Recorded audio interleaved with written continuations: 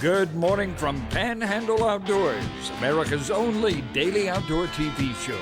Your source for fishing, hunting, and information for folks who enjoy the great outdoors. Now sit back, relax. It's Panhandle Outdoors.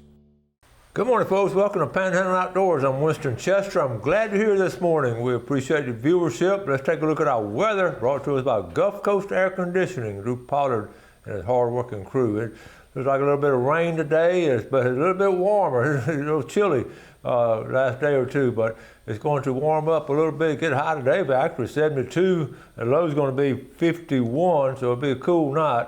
Water temperature at the end of the pier did drop a degree. It's down to 71. And that means a lot of movement starting. When it hits around 70 and 69, they're headed on out of here.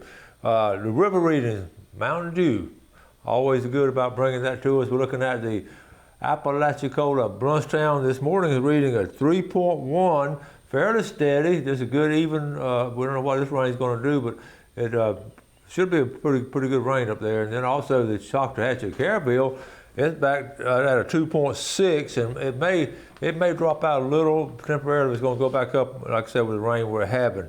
Our tide chart brought to us by Kent Forest Lawn. Looking at today is November the 15th. Good tides. The rest of this week are good tides. Saturday is going to be pretty slow, but good tides during the weekdays now.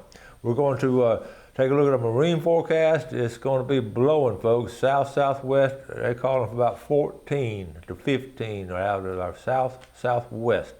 Let's take a break. We'll be right back.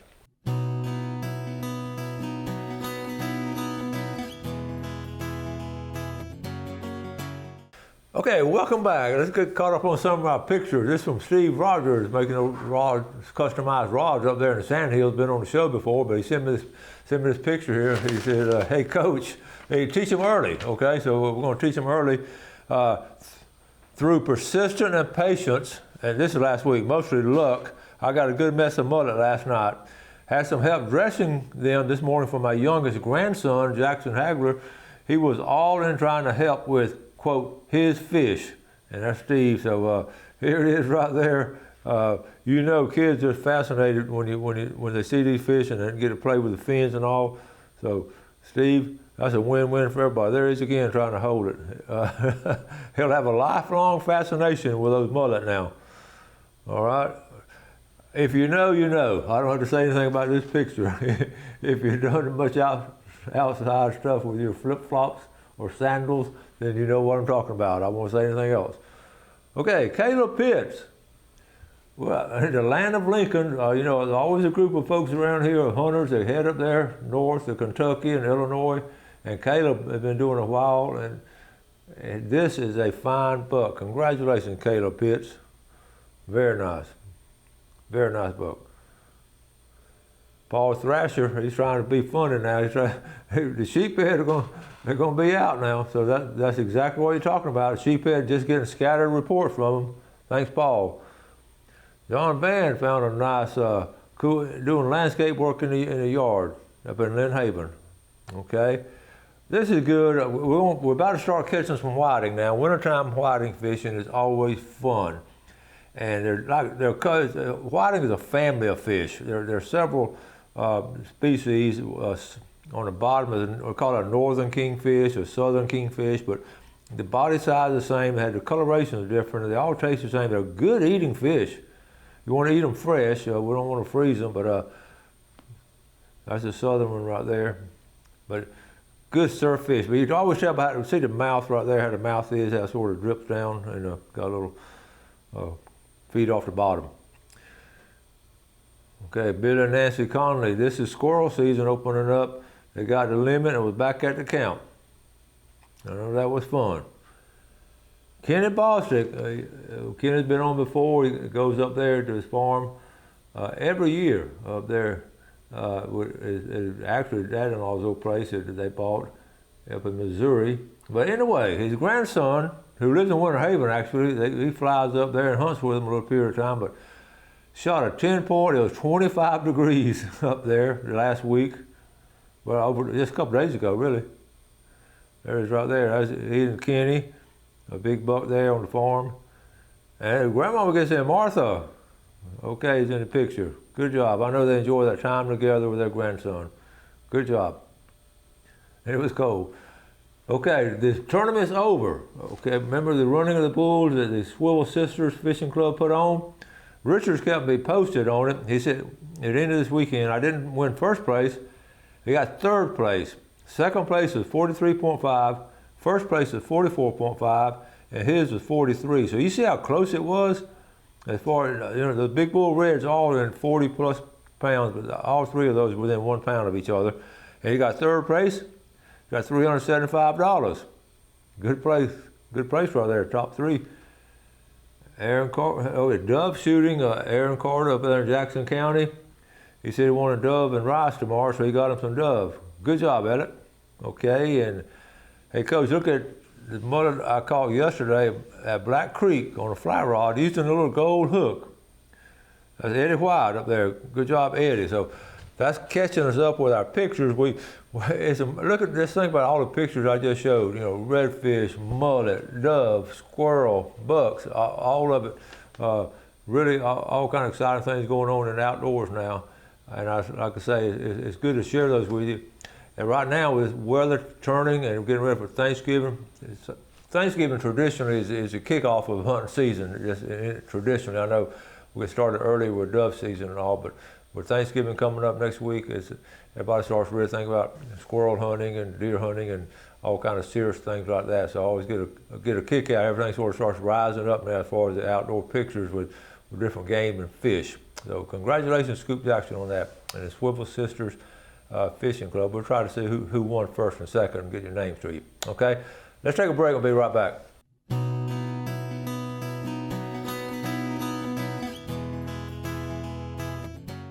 Okay, welcome back. Let's take a look at what's going on here as far as high school athletics. Got a text from Billy Grantham. A big football coming up Friday night in Sneeds. Cottondale and Sneeds will be a big playoff game. Billy we're doing the play-by-play, and high school Friday nights. That's going to be a Friday Night Lights. It'll be special up there in that neck of the woods. Also, Bluntstown is still in it, I believe, and I'm not sure who they're playing, but we'll try to find out for you and see where they're going to be. Get a chance to go support them. I want to give a special shout out this morning to the Liberty County Lady Bulldogs volleyball team. They won the state championship, and I'm so proud of these girls. First time ever. Coming out of Bristol all the way, they went down to Lakeland over the week. They had to play on Sunday afternoon because of the weather delays and all, but what a great accomplishment, a lifetime of memories for that group of girls. I know a lot of those families. In fact, one of them has got to be old Grant Conyers right here in the center. Is he happy? That's his daughter. I followed him all year. Grant's been good about posting. I just thought that's pure excitement. His son's back there. I've had Grant on this interview before and talked to him, and Grant is a supervisor of elections now in Liberty County, but he was a good high school athlete himself. His wife is a cheerleader, so the tradition of doing things extracurricular in that area, family after family, generation after generation, in the small towns here in Panhandle, I get a kick out of it. In fact, Grant Conyers' dad, Donnie Conyers, former sheriff up there, he's the one, if you remember us doing the show on the dadgum pole, that really special pole. Whitney was with us and went down to Howard Creek and caught a good mess of fish, but that was the Conyers family. So congratulations to coaches and administrators and all those families and girls. We're real proud of y'all for winning the state championship. Now, let's get into some fishing. I hadn't had a chance to show a lot of fishing video lately. We've been so busy, but fall fishing is really good, before this weather turns, right before these fronts come in. And a little while back, I was able to go with Dr. John Wolfenden, one of my neighbors down there, and right there in St. Joe Bay, and we're going to show you this video. So, Jeff, let's go ahead and run this for shortly. All right, folks, getting ready to go fishing here in the Cape. I'm going fishing with my neighbor over here, Dr. John Wolfenden, and good to see you again. Yes, sir. Now, you're originally from Palatka. Been a doctor over in Palatka for a long time. Correct. And we've been talking about going fishing now for a couple of years. We finally narrowed it down. Right. What's our game plan? What we're going to try to do? We're going to catch 5 o'clock redfish over in Eagle Harbor in St. Joe Bay. Well, it's 5 o'clock somewhere, so let's go. Let's go give it a try. All right. So, John, what about the name Bawana? Yeah, that's good. Bawana? Well, how do we get a name for the boat? Well, my brother-in-law gave me that name because he's a city slicker and I'm a redneck, and I taught him a little bit about how to fish, so he thought I was sort of like Tarzan. That's where Buana comes from. You watched Tarzan when you were a kid. All right. Get down here at Eagle Harbor. Looks beautiful out there. All right, Dr. John. We've been here, what, 5 minutes? 5 minutes. He's bringing one in. What a redfish. That's Nice a little redfish. Little redfish. That's okay. That's starting it off there. There you go. Good job. All right. Pretty red. Right here in Eagle Harbor. Let go of my hook. Thank you. There he is. Good job. Go back to your mama. There you go. Folks, look at my first fish. That's not fair. You get a redfish and look what I get, Doc. Well, we can't keep either one. No, but I don't want to keep this one. But he put on a show now. He did some good tail walking. All right, John. Get your head up. Another little redfish. We don't want little redfish. We're catching some nice little redfish. We want big redfish. All right. Short or a red. Here it comes. I didn't know. That's a redfish. That is it, folks. Yeah, I don't know if you can see it. That is a big redfish. That is a huge redfish out there. Now I got this. That's the same one that was swimming around, isn't it? This one right here. Where'd he go? He went over that way. There's a huge redfish right over there. I don't know if I rigged. We're not rigged. He'd just keep going if we caught him. What you got there, Doc? No, I'm not showing. You want us to edit that one? All right, folks, got another red here.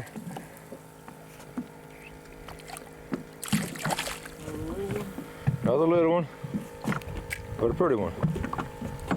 Okay. I'm turning my. Nice. And we'll get them out. The dog now, do you have surgeon's hands? I do. What kind of doctor were you? Pelvic reconstruction. Pelvic reconstruction. Well, are you now retired or are you still? Oh, I've been retired. I'm too old to be doing that. Have you ever treated anybody falling out of a tree stand? No. Got another one. Yeah, he's short. Jump. Pretty trout. I don't know. He might measure. Here's my measure. It's a little bigger than that. All right, you're doing good, Doc. John, what do you think I got on, buddy? You got a nice redfish there, man. Well, he's out there, folks. We've had him hooked about a good 5 minutes. You can see him out there, right to the right of the sun rays. I'm just trying to get a nice redfish. We may or may not get him, but he's been on. He's giving us a good fight. Yeah, he's coming around now where you're going to see him. I'm going to have to put the camera down and reel. Okay, folks, we'll talk about a variety of fish. I want you to look like the doctor just pulled in. Look at that little grouper. And that's what, look at that. He just had them hooked in it. Beautiful. So what kind of grouper is that? That would be a black grouper. Black They're growing up, and they'll start here in the bay and work their way on out deeper water. We catch a lot of them a little smaller than that. In Yeah. here. He'd be a nice little fillet. Go ahead now. Winston finally got a fish in the boat. I've got a couple of them. He's Look let at this. 3 or 4 go. Check this out, folks. Look at this mackerel. That is a nice mackerel right there. It's amazing. Look at those teeth. He's as long as my arm. Look at that. Goodness gracious. And we fought him a while now. It's amazing those teeth didn't cut that. And that's a short shank hook. He will bite you. He will bite you. Yes, he will. He ain't gonna bite me. Folks, it's amazing the variety of fish, John, that we've caught out of here. That is one spot. Open up, dude. Now, just like you operating on those hip replacements and all. Yeah.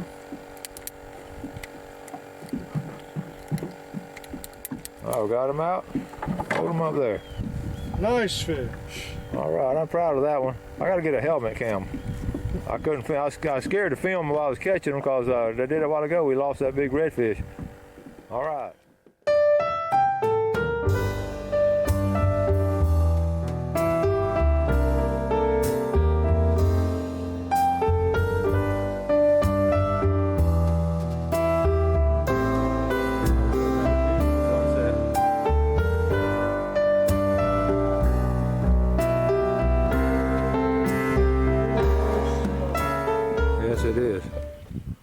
John, can you remember, can we rehash about how many different fish we have caught, different varieties?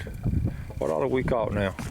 We caught ladyfish, we caught 2 groupers, we caught Trout? speckled trout, we caught a big Spanish mackerel, we caught 3 or 4 small redfish, and Winston had 2 really nice big redfish break off. Yes. Because he had his drag set too tight.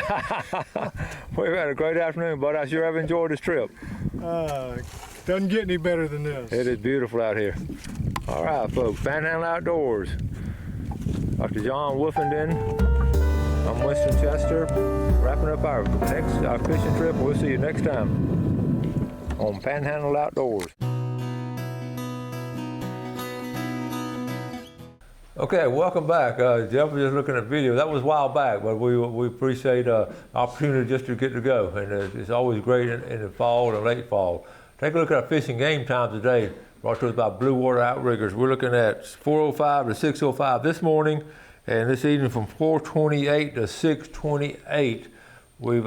I've got a couple things to show you. The wild turkey, Ken Paramore sent this. We're going to talk more about it when he comes back on about basically the cost share, what the Florida folks do with the money, and they sent a map right here, and this is just shows different. And it's got a breakdown on the left of project descriptions, but the money's pretty well spread out, and it tells exactly what goes on. And we'll go more into detail about each area, and especially up in this area, what they're doing with the fees, and all that is for the habitat, and we need more associations doing things like that, just trying to help the habitat, because Lord knows it needs it, because it's a lot of our habitat we're losing at this point in time.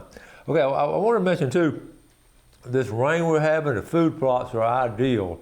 It's great for the food plots. I know a lot of people just the last couple of days went through some seed out just because the rain was coming, so which makes me think about the weather and all.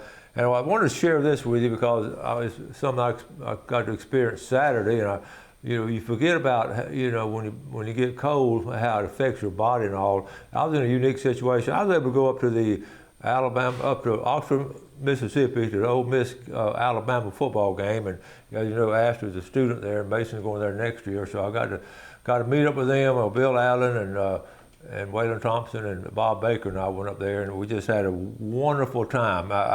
And one of the if you really love the sport of college football, and the Grove at Oxford, Mississippi should be on your bucket list. It's just something to experience. I know Waylon and Bill, the first time they had seen it, and I'd only seen it a time or two. The Grove is the area where before the game, all the things goes on, and they have tents with chandeliers in them. It's a long-standing tradition. It's really special. And so anyway, in fact, let's see if I can show you this. I just shot one little video. This is the SEC game day and all the folks there, and it was just really special. Being around college, I've had a passion for college football, but what I wanted to share with you was I got to spend some time with, here we are right here. Ashley was there, and I got my Ole Miss shirt on. When my grandkids go to Ole Miss, this is a picture I want to show you, okay? Wendy, my daughter Wendy, y'all know, she went to Alabama, so we found an Alabama tent, and we sent that picture to Wendy because she was home watching the game on the show. So but what I wanted to share with you, I'm not bragging about going there, I want to share that with you because I know a lot of y'all are happy I got a chance to spend some quality time with Ashley and Mason, and we did have some great time, but it was cold, and I got to thinking about it on the way back home. We were out in the cold for 9 hours from that morning till I timed it. We were outdoors, and the high that day was 37 in Oxford that day. So you can imagine in 9 hours that I'm telling you, it was outdoorsman now. And you see, I had a jacket. I had a sweatshirt jacket, but no one expected to be that cold. But I was thinking, I want to share with you what it starts doing to your body. It just gradual. It don't boom like that. It just gradually builds up. And you just start, you start losing heat in extremities, and you always have a cap on, so that helped me a lot. Then I pulled it, but even your toes and your feet, it's just like I thought about being in a tree stand, and you know what I'm talking about, how, you're cold and you're wrapped up and all, but you just gradually lose that heat, and especially with that period of time for 9 hours, we were not able to warm up anywhere. You usually go to the truck and warm up, or just, you know, bitter cold. Sometimes you leave. But I wanted to share that with you, that just be aware if you're going to be out for a period of time, a long time in 30-degree weather. Us folks from Florida, we're not used to that.